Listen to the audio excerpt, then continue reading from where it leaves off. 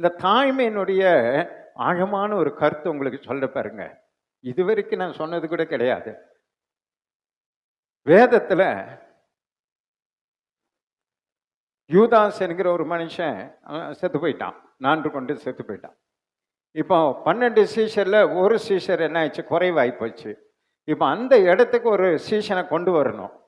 கொண்டு வர்றதுக்கு அங்கே நிறைய எல்லாம் டிஸ்கஷன் எல்லாம் போயிட்டு இருக்கு. இப்போ 2 பேர் இருக்கிறாங்க. இந்த 2 பேர்ல இப்போ என்ன பண்ணணும், ஒருத்தரை செலக்ட் பண்ணணும்.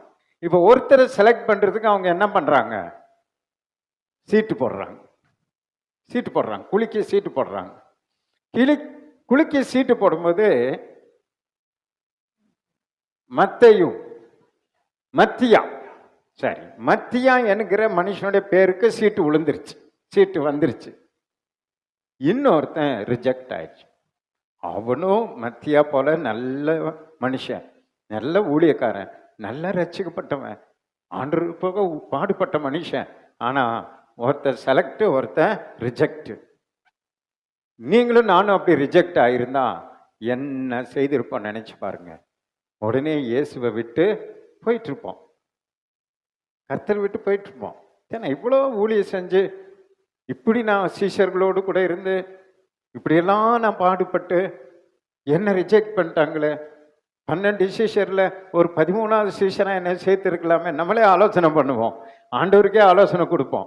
ஊழியத்தை விட்டு நம்ம அப்படி தானே பாருங்க. சர்ச்சில் ஒரு சின்னது ஏதாவதுன்னா ஊழியத்தை விட்டு போயிடுறோம், சண்டே ஸ்கூல் எடுக்க மாட்டேங்கிறோம், நான் இனிமேல் வரமாட்டேங்கிறோம். நம்ம சர்ச்சில் இல்லை, உலகத்தில் இருக்கிற அத்தனை சர்ச்சில் இந்த பிரச்சனை இருக்குது.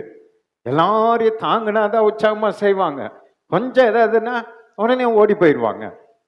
அப்படிப்பட்ட ஒரு எண்ணத்தை பிசாசு சபைக்குழுக்குள்ள, விசுவாசிகளுக்குள்ள வைத்திருக்கிறான். ஆனா இங்க நடந்த சம்பவம் என்ன தெரியுமா, அந்த ரிஜெக்டன் அந்த மனுஷன் இருக்கா பாருங்க, அவனை குறித்து அதுக்கு பிறகு பைபிள்ல இல்லை. ஆனா ஒரு சரித்திர புஸ்தகத்தில் அவனை பற்றி எழுதப்பட்டிருக்கிறது.